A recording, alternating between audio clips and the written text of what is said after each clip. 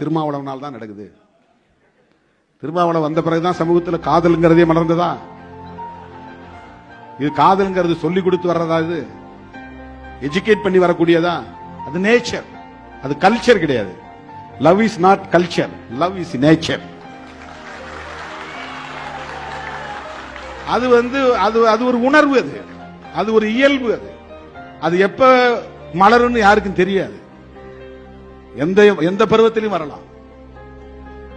Adolescent பீரியட்ங்கிறது முக்கியமான hormonal changes உருவாகிற நேரம். அது யாருக்கும் வரலாம், எப்பவும் வரலாம். அது மனிதன் தோன்றிய காலத்திலிருந்து, ஆணும் பெண்ணும் தோன்றிய காலத்திலிருந்து உருவான உணர்வு.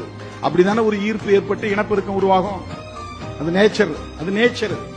நேச்சருக்கு எதிரானதுக்கு பேர் தான் கல்ச்சர்.